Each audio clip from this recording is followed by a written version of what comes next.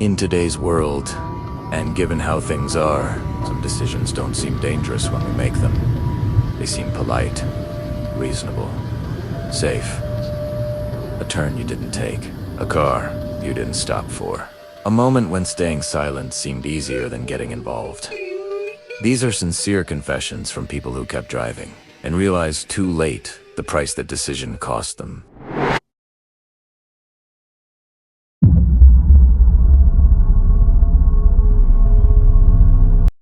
I was driving home late because my shift had run longer than usual. Nothing dramatic.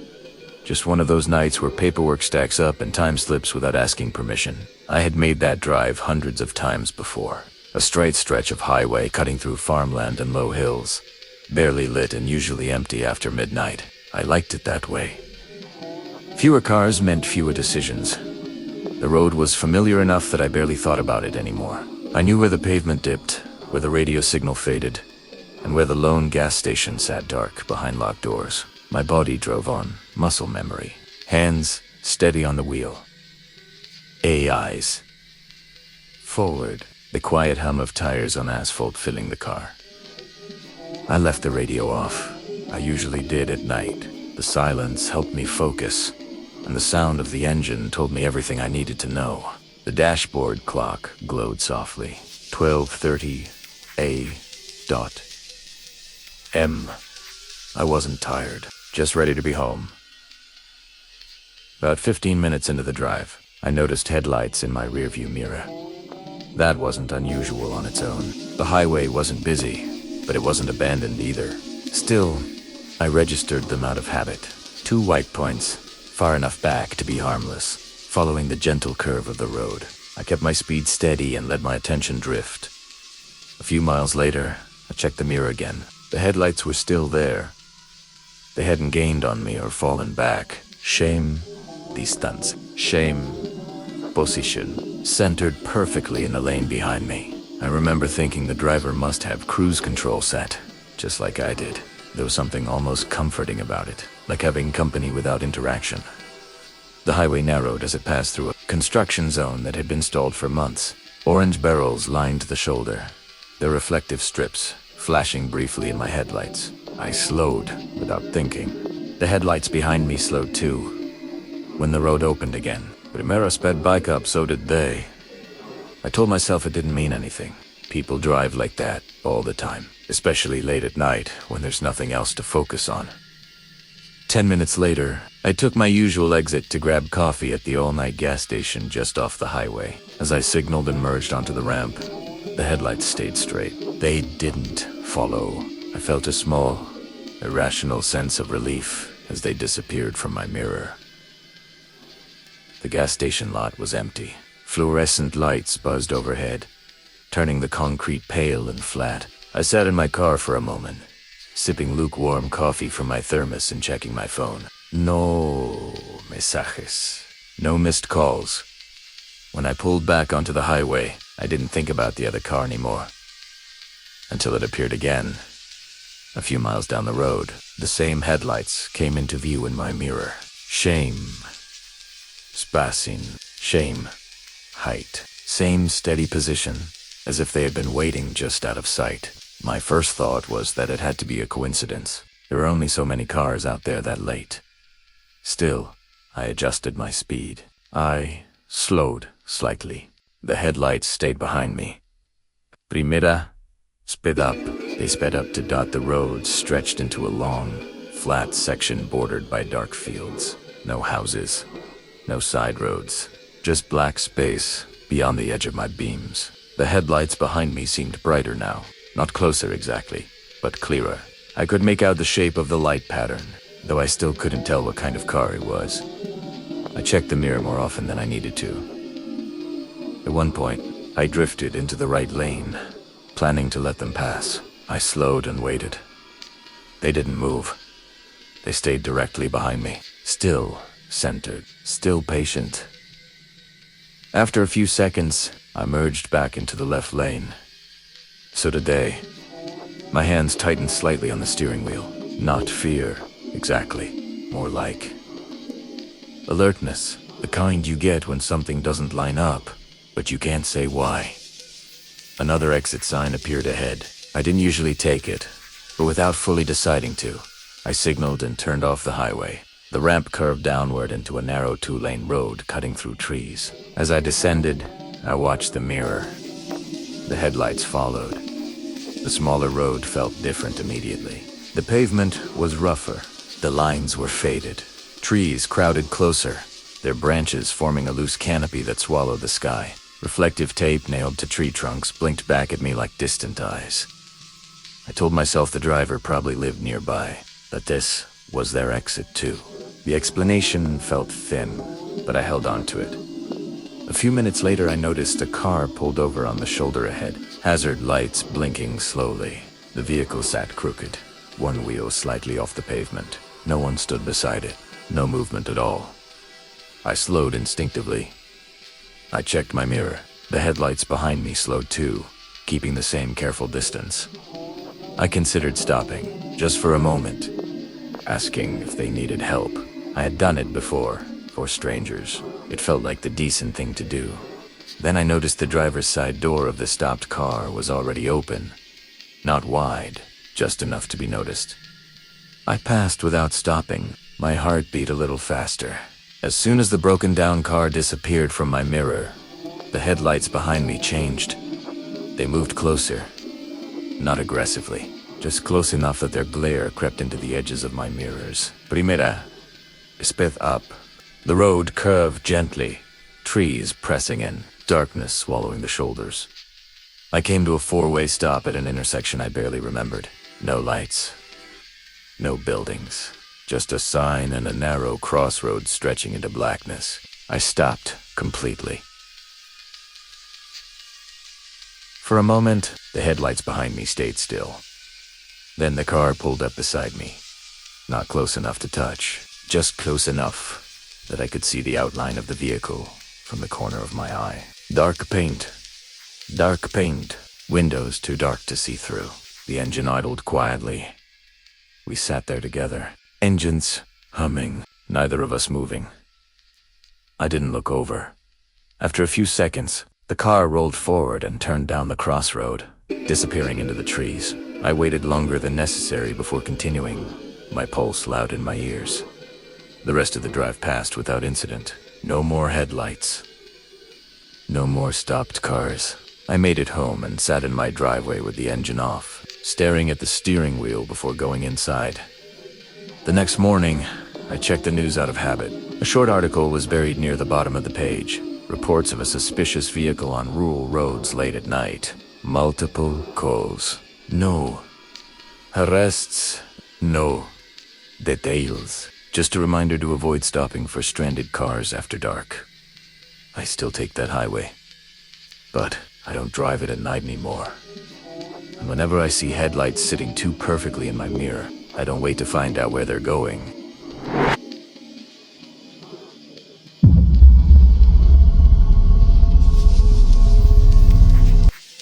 I used to drive that road almost every night. It was part of my routine. A 2-lane highway cutting through fields and low-wooded areas between my job and my apartment. Primera workade latte. And by the time I left, most people were already home. The drive took about 40 minutes, long enough for my thoughts to slow down. I knew every curve, every reflective marker, every place where the asphalt changed texture under the tires. There was comfort in that familiarity. I kept the radio low or turned off completely. I watched the road stretch forward and let the repetition carry me home. No light, no pedestrians. Just darkness, headlights, and the steady hum of the engine. I liked that nothing was expected of me out there. Most nights, the road was empty. Occasionally I passed a truck or another commuter, but usually I was alone. The isolation didn't bother me. It felt neutral, safe, even dot. The first strange thing happened on a Tuesday. About halfway through the drive, I passed a sedan pulled over on the shoulder. Its hazard lights were flashing slowly, lighting up the tall grass beside the road. I glanced over, expecting to see someone standing nearby. There was no one. The car looked fine. No smoke, no damage. Just sitting there with the hazards on and the doors closed. I remember thinking it was odd, but not dangerous. Maybe the driver had gone to make a call. Maybe they were waiting for help. I kept driving. 2 nights later, the same car was there. Same spot. Shame. Same blinking lights. I slowed slightly as I passed, looking harder this time. Again, no movement. No silhouette inside. The road behind me stayed empty. I told myself it was abandoned, or that the owner lived nearby. Rural roads are full of things that don't make sense if you look too closely. I didn't stop the 3rd time I saw it. I checked the clock without thinking. 12:47. A.M. Almost the exact same time as before. That was when it stopped feeling random. Still, I wasn't scared, just uneasy, in a distant way, like noticing a crack in a wall you don't own. A few nights later, something changed.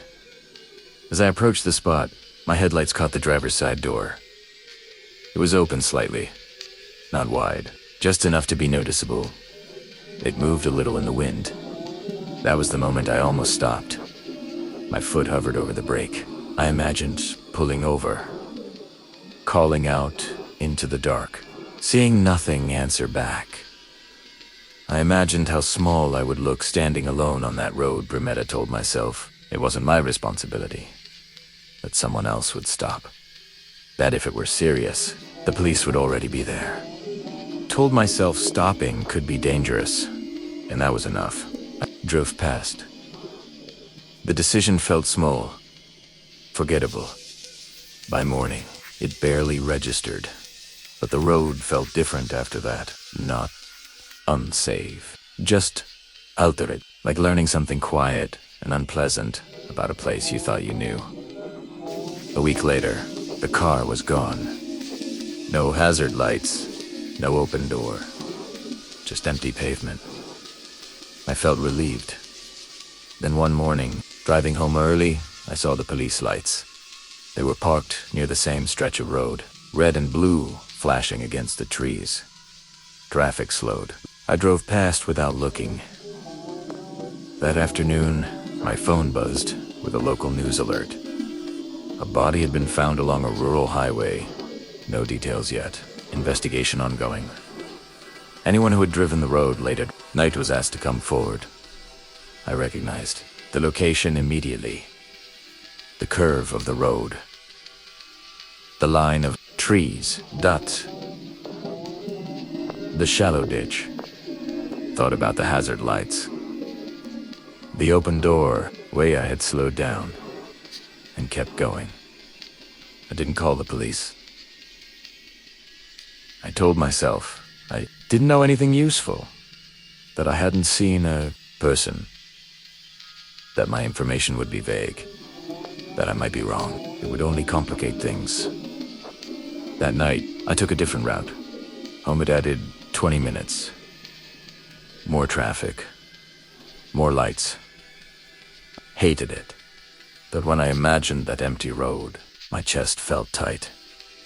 Over the next few weeks, more details came out. The person had been reported missing days earlier. Their car had been found abandoned on the highway. No witnesses.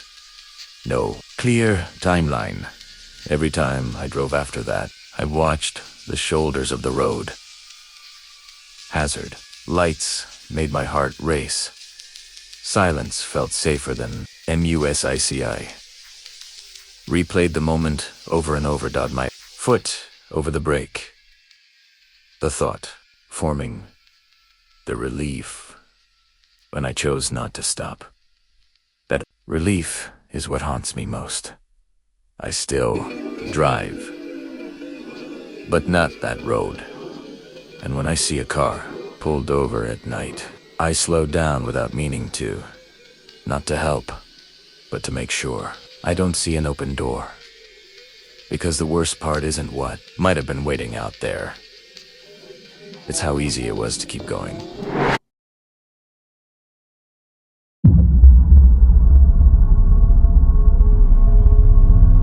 I stayed quiet longer than I should have. That's the part I can't justify anymore. At the time, it felt reasonable, responsible. Even, I told myself I was choosing safety. But years have passed, and that explanation has worn thin. What's left is the understanding that something happened because I chose not to be involved, and that I've been carrying it ever since. The drive itself was ordinary. I worked late back then. The highway between my office and my apartment was familiar. 2 lanes. Long stretches of darkness. Small exits leading to towns already asleep. I drove it 4 or 5 nights a week. Enough that I barely thought about it. I just drove. That familiarity gave me a sense of control. I knew when to slow down without checking the speedometer. I knew where the road dipped, where the cell signal dropped. I kept my doors locked, my phone charged. My windows mostly up. I told myself I was cautious, not paranoid. That night started the same as all the others. Clear weather. Empty road, the radio playing quietly, more out of habit than interest. I remember feeling calm, detached from the day, already thinking about getting home. I was stopped at a red light where the highway met a smaller access road. It was wide and overlit, surrounded by darkness. The kind of intersection that feels unnecessary at night. I was the only car there. I was drumming my fingers on the steering wheel when someone knocked on my window. Not loudly, just too quick. Taps dot palato. I turned my head and saw a man standing beside my door. He wasn't blocking me in. He wasn't leaning close. He even stepped back slightly when I looked at him, like he wanted to show he understood boundaries. I cracked the window open an inch. I still don't know why. I did that instead of ignoring him completely. He looked normal. Mid-30s, jeans, a jacket, no blood, no panic, no obvious desperation. He smiled in a tired, embarrassed way. He asked if I had a phone charger. His voice was calm, almost apologetic. He said his car had died a little way down the road. His phone was dead. He said he'd tried a few other cars, but no one had rolled their window down. He laughed quietly. When I said Italiano like he understood. I told him I didn't have one. That was a lie. I had one plugged into my console. I could have handed it to him through the crack in the window, but I didn't. He nodded then. He asked if I could make a call for him. Just one call, to let someone know where he was. Esaid? Edinti? Wanna ride. He just didn't want to disappear out there. I hesitated. My foot was already on the brake. The light was still red. I thought about how exposed I felt sitting there, about stories I'd heard, about mistakes people made when they tried to be helpful. I told myself this was exactly the situation he was supposed to avoid. I said I was in a hurry. It wasn't urgent, but it sounded clean. He didn't argue. He stepped back, gave me space, thanked me anyway. That part hurt more than I expected. The light turned green. I drove away. I checked my mirrors, half expecting him to follow me. He didn't. Single quotes. He just stood there under the streetlight, hands in his pockets, watching cars that weren't coming. By the time I got home, the moment had already softened in my mind. Filed Hawaiias. Awkward. Forgettable. I didn't think about him again for days. Then I saw his face on the missing person. Poster. It was taped crookedly to the window of a convenience store near my apartment. Same jacket. Same tired smile. Last seen near the highway access road. Late at night, I memorized the phone number without meaning to. I didn't call. I told myself I didn't know anything useful that I hadn't. Seen what happened after. That my information would be vague. That someone else would come forward.